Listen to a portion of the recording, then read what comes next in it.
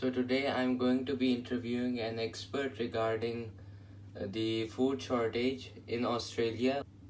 So first of all, I would like to thank you for giving us your time. So my No first problem. question from you is that in recent years there was a bushfire in Australia. So has it affected the supply chain of food in Australia or not?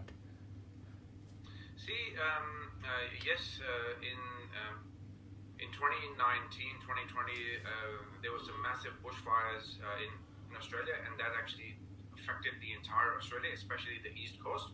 So places like Brisbane, Sydney, Melbourne, they were all impacted by it. A lot of the fires were in areas where there was like thick forests, and those fires actually did not impact a lot on the crops. They did have impact on the actual wildlife.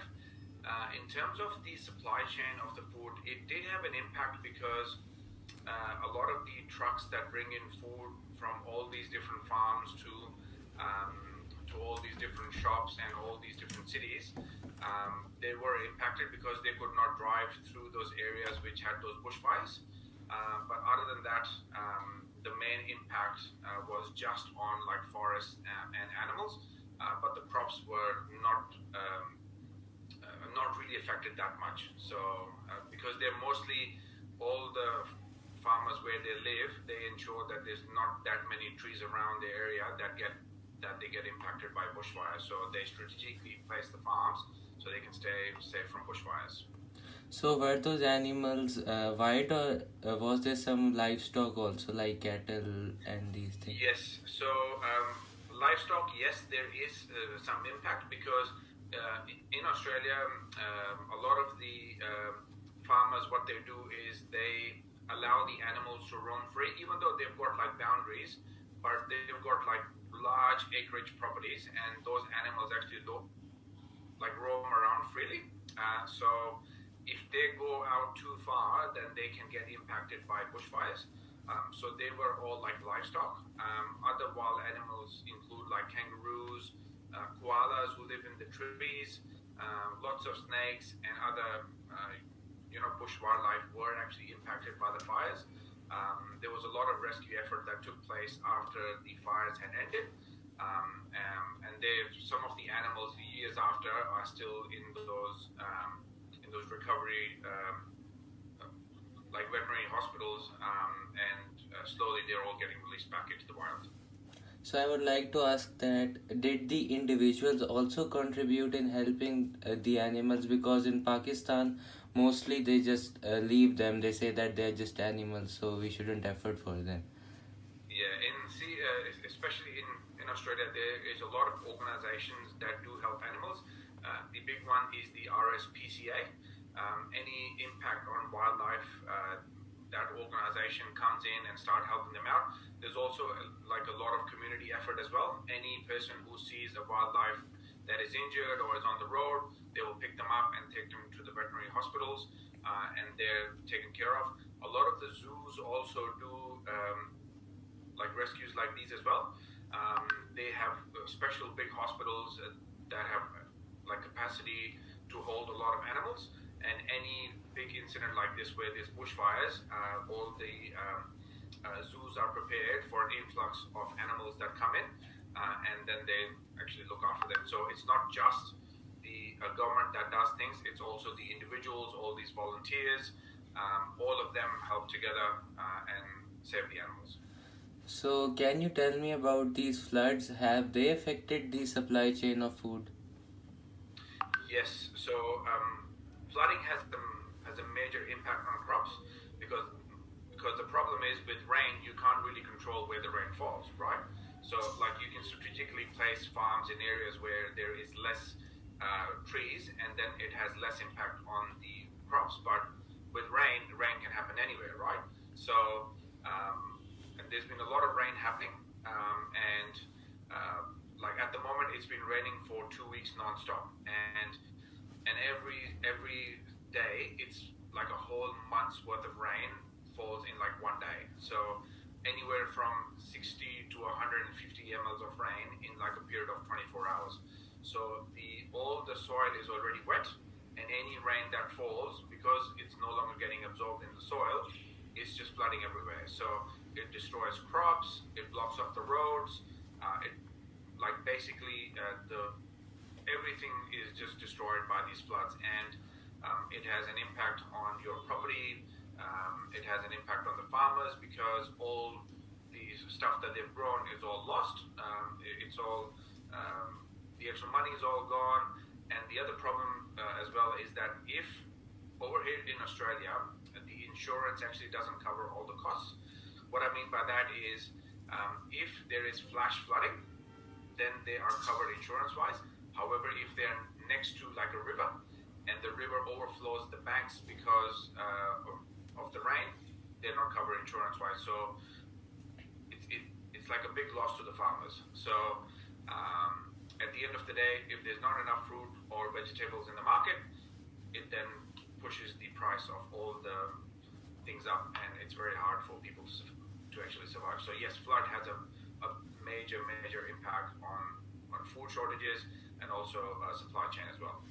So, which were the crops which were destroyed? Were they those are important or not that much?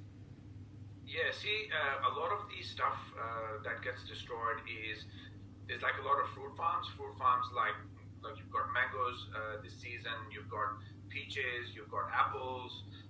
A lot of the crops have got grains like wheat. If there's no wheat, you can't have bread and all these things. So it's very like the crops that get destroyed are like essential food items. So you actually can't survive without them. If that's all destroyed, then we actually have to then import them, which takes some time, and also it just impacts the supply overall. So, does Australia export any crops or not?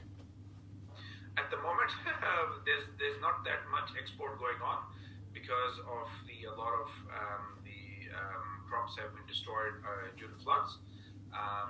Yes, Australia does actually import and export a lot of stuff, but at the moment, because of all these flooding situations, everything is down at the moment. So, does the supply of crops in regular days fulfills the demand of Australia or not? No, at the moment it's actually not, because these rain events have been going on for quite some time. So from 2020 onwards, when the bushfires ended, there's been a lot of rain going on, and there's been like continuous loss of crops, and because of all this inflation these days, Australia relies a lot on actually import. So we import a lot of grain from overseas, especially from the US and Canada. So we do rely on other countries. A lot of food import is coming from Pakistan and India as well. So we do rely on other countries for our food, and if we don't import it, then there will be like a massive shortage here. So, what do you think that now Pakistan's agriculture is on a huge decline? So, and Pakistan is also an agricultural country. So, do you think that Pakistan's government should do some efforts to shift us towards modern methods and those better technology seeds? Now, as in Australia, it is a developed country, so there, um, they would be using modern techniques, and they are still not able to fulfill their demand. So, do you think that we should also shift to these methods or not? You see, that's a very interesting question. And yes, Pakistan should be looking at more, advanced technologies, to help improve the crops. The one of the benefit that Pakistan has is that it's got a lot of good soil, right?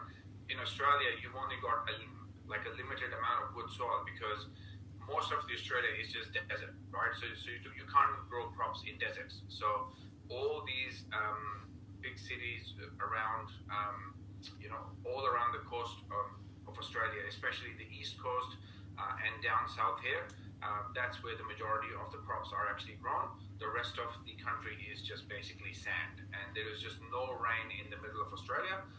So if Pakistan uses, say for example, there are actually a lot of Pakistanis here that actually own farms here in Australia. I know some of them, and they're actually doing really, really well. So, yeah, if Pakistan needs to reach out to Australia so that they can better their own agriculture in Pakistan, then yes, certainly they should do that, and it will actually have a lot of impacts on Pakistani production, because all these new technologies that there's out there, especially if you like buy a lot of good machinery that helps you with the crops, or with fruit picking, or like with cutting wheat and stuff like that, or there's like new sort of seeds and pesticides that they use that are now more safer than the ones that are getting used in Pakistan.